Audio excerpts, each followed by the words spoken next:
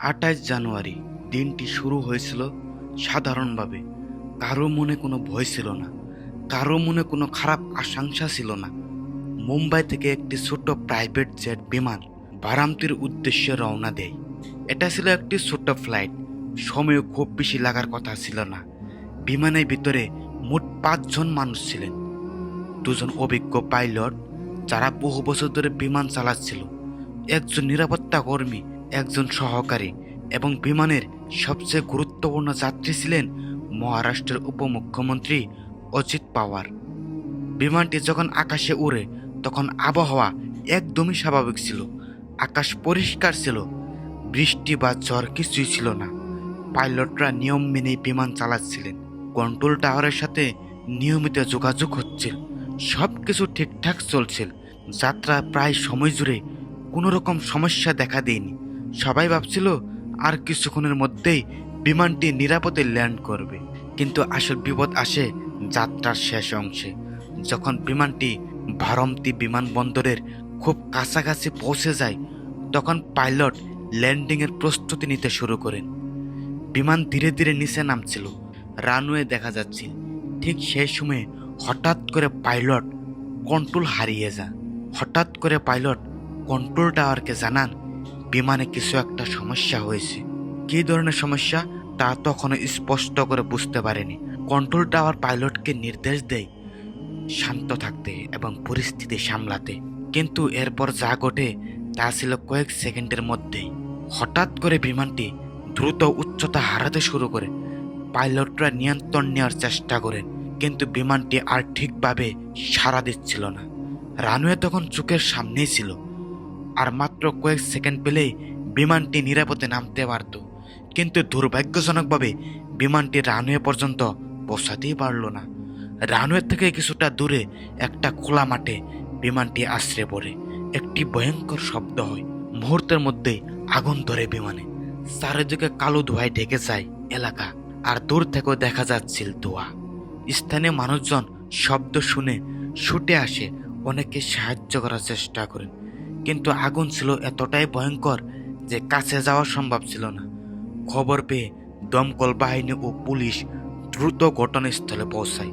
তারা আগুন নিভানোর চেষ্টা করে, কিন্তু ততক্ষণে অনেক দেরি হয়ে গিয়েছে। বিমানে থাকা 5 জন মানুষই ঘটনাস্থলে মারা যান। কেউ বাঁচেননি। কেউ খবর ছড়িয়ে পড়তেই পুরো মহারাষ্ট্র জুড়ে শোকের ছায়া নেমে আসে। মানুষ বিশ্বাস করতে পারছিল না, এটা কি স্বাভাবিক যাত্রা? এভাবে কি শেষ হয়ে যেতে পারে? এরপর কেন্দ্রীয় সরকার এবং অসামরিক বিমান চলাচল কর্তৃপক্ষ এই দুর্ঘটনা তদন্তের নির্দেশ দেয়। কী কারণে এমন ঘটনা ঘটল, কোথায় ভুল হয়েছিল, সবকিছু খতিয়ে দেখার সিদ্ধান্ত নেওয়া হয়। এইভাবে মাত্র কয়েক মিনিটের মধ্যে একটি সাধারণ বিমান যাত্রা পরিণত হয় একটি ভয়াবহ ট্র্যাজেডিতে। এই দুর্ঘটনা যে বিমানটি ব্যবহার করা হয়েছিল তার নাম ছিল লারজেট 45। এটি একটি প্রাইভেট বিজনেস জেট বিমান। এই ধরনের বিমান সাধারণত বড় নেতা, শিল্পপতি, ভিআইপি ব্যক্তিদের জন্য ব্যবহার করা হয়। এতে বড় যাত্রীবাহী বিমানের মতো শত শত মানুষ বসে না। সাধারণত এই বিমানে 8 থেকে 9 জন যাত্রী বসতে পারে। এই বিমানটি আকারে ছোট হলেও ক্ষমতার দিক থেকে অনেক শক্তিশালী। এটি খুব দ্রুত গতিতে উড়তে পারে এবং অল্প সময়ে অনেক দূরত্ব পাড়ি দিতে পারে। এই কারণে ভিআইপি যাতায়াতের জন্য এই বিমান খুব জনপ্রিয়। লারজেট 45 এতে থাকে আধুনিক প্রযুক্তি।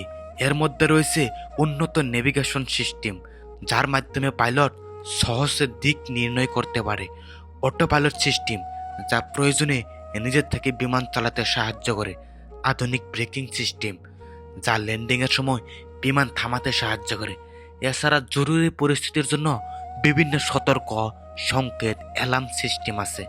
মানে কাগজে কলমে দেখলে এটি একটি আধুনিক, শক্তিশালী এবং নিরাপদ বিমান। তাহলে প্রশ্ন আসে, এত উন্নত প্রযুক্তি থাকার পরেও এই দুর্ঘটনা কিভাবে ঘটল? বিশেষজ্ঞরা বলেন, পৃথিবীতে কোনো বিমান 100% নিরাপদ নয়। প্রযুক্তি যতই উন্নত হোক, সবশেষে বিমানের নিয়ন্ত্রণ থাকে মানুষের হাতেই, আর মানুষ মানেই ভুলের সম্ভাবনা। এছাড়া বিমানে হাজার হাজার যন্ত্রাঙ্গ থাকে। এর মধ্যে একটি ছোট যন্ত্রাঙ্গ যদি ঠিকভাবে কাজ না করে তাহলে বড় সমস্যা তৈরি হতে পারে। বিশেষ করে যখন বিমান ল্যান্ডিংয়ের সময়ে থাকে। কারণ ল্যান্ডিংয়ের সময় বিমান কম উচ্চতায় থাকে, কম গতিতে থাকে এবং মাটির একদম কাছাকাছি থাকে। এই সময় পাইলটের হাতে ভুল করার সুযোগ কম থাকে। 1 সেকেন্ডের দেরি বা সামান্য হিসাব ভুল হলেও বড় দুর্ঘটনার কারণ হতে পারে। এ কারণে বিমান চলাচলে এবং ল্যান্ডিংয়ের সময়কে সবচেয়ে বিপজ্জনক ধাপ বলা হয়। আর এর জন্য দুর্ঘটনাটিও সেই সময়ে ঘটেছিল। এই দুর্ঘটনার সবচেয়ে বড় প্রশ্ন একটাই, আসলে কেন বিমানটি ক্র্যাশ হয়েছিল? এই মুহূর্তে সরকারিভাবে কোনো চূড়ান্ত কারণ ঘোষণা করা হয়নি। কারণ যে কোনো বিমান দুর্ঘটনার তদন্ত খুব সময় নিয়ে করা হয়। প্রতিটি তথ্য, প্রতিটি যন্ত্রাঙ্গ, প্রতিটি রেকর্ড খুব গভীরভাবে পরীক্ষা করা হয়। তবে বিমান বিশেষজ্ঞদের মতে এই দুর্ঘটনার পিছনে কয়েকটি সম্ভাব্য কারণ থাকতে পারে। প্রথম সম্ভাবনা, প্রযুক্তিগত ত্রুটি। বিমানের ভিতরে হাজার হাজার যন্ত্র থাকে। এর মধ্যে কোনো গুরুত্বপূর্ণ যন্ত্র যদি হঠাৎ করে কাজ বন্ধ করে দেয়, তাহলে পুরো সিস্টেম সমস্যা দেখা দিতে পারে। বিশেষ করে যদি সমস্যা হয় ইঞ্জিনে, হাইড্রোলিক সিস্টেমে বা ফ্লাইট কন্ট্রোল সিস্টেমে।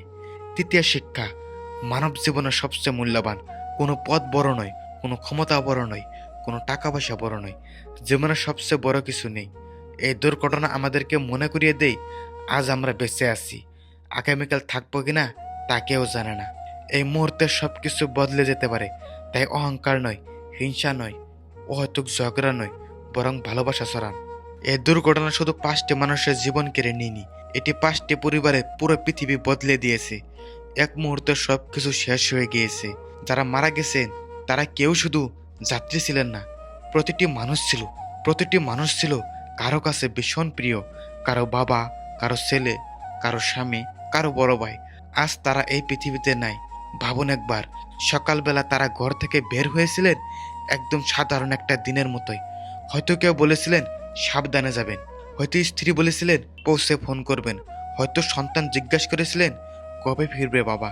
এই ফোন আর কোনোদিন আসেনি, সেই ফিরে আসাটাও আর হয়নি। আজকে সেই ঘরগুলোতে হাসির আওয়াজ নাই, শুধু নীরবতা, শুধু শূন্যতা, শুধু অপেক্ষা, যার কখনো শেষ হবে না। একজন রাজনীতিবিদ হিসাবে অজিত পাওয়ারকে অনেক মানুষ চিনতেন।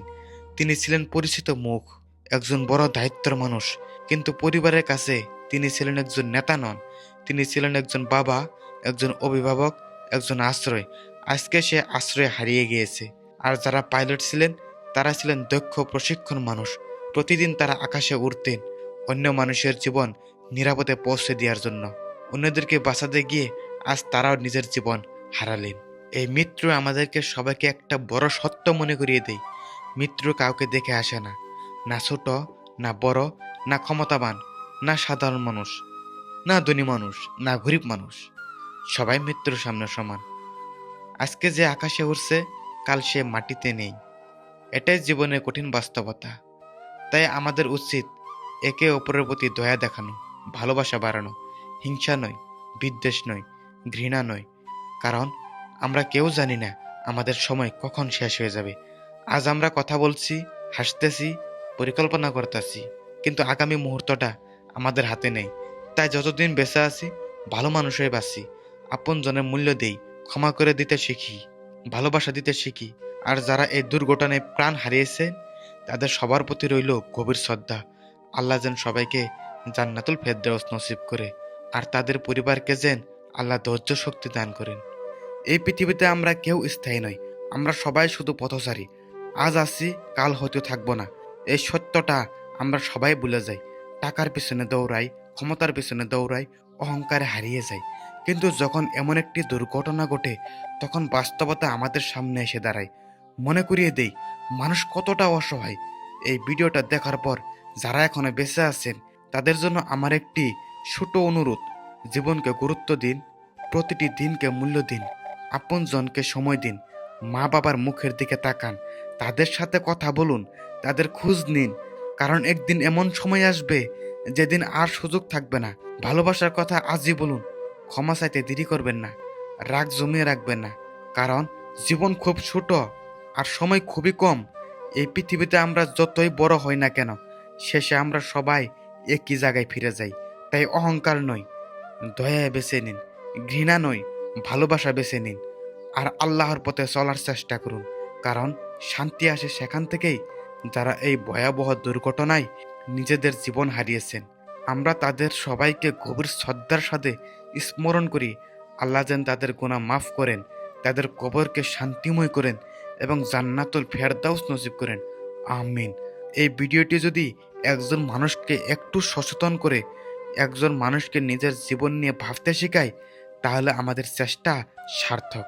জীবন খুব ছোট, তাই ভালো মানুষ হয়ে বাঁচুন, কারণ শেষে দেখা যায় শুধু আমাদের কাজ, আমাদের ব্যবহার আর মানুষের হৃদয়ে রেখে যাওয়া স্মৃতি। আল্লাহ আমাদের সবাইকে সঠিক পথে চলার তৌফিক দান করুন। আমিন। চলুন তাহলে ইসলামিক একটি গান পরিবেশন করব। এই জীবনের কোনো মূল্য নেই, এই সম্পর্কে একটি গান হবে। সবাই গানটি সম্পূর্ণ না শুনে যাবেন না। পাপ পূর্ণের খাতা দয়া আমি মিলাইয়া দেখিলাম,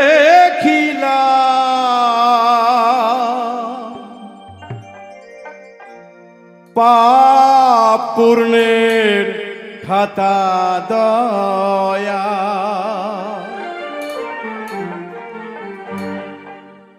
একটি পূর্ণ একটি শূন্য,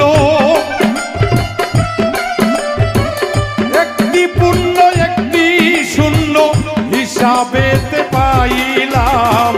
পাপ পূর্ণের খাতা দয়াল মিলাইয়া দেখিলাম, পাপ পূর্ণের খাতা দয়া।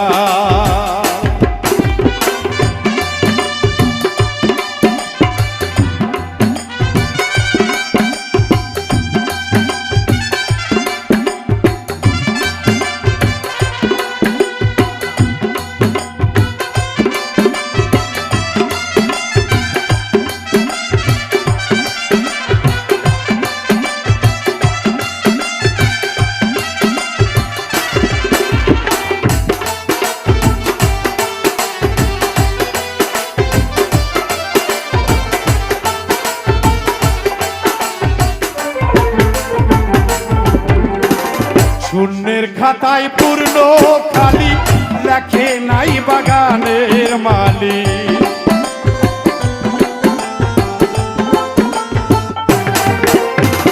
শূন্যের খাতায় পূর্ণ খালি, লেখে নাই বাগানের মালি।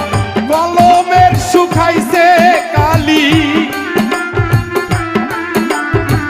কলমের শুকাইছে কালি, তত্ত্ব কিছু লেখিলাম।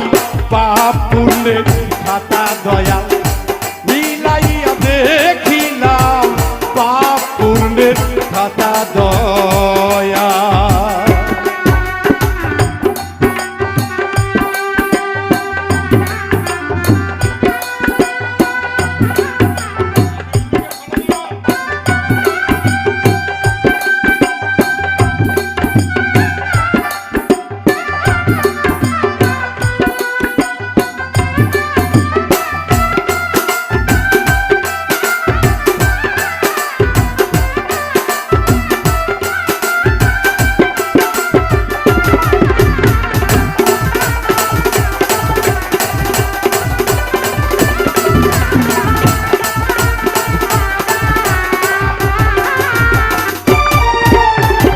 পাপে ভরা দেহ খালি, শুকাই গেছে কুয়ার পানি।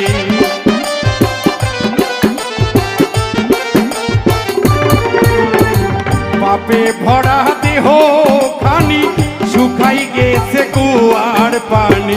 খাতা ভরে তাইলে খেনি, খাতা ভরা তাইলে খিনি, এতই পাপ করিলাম। পাপ পূর্ণের খাতা দয়া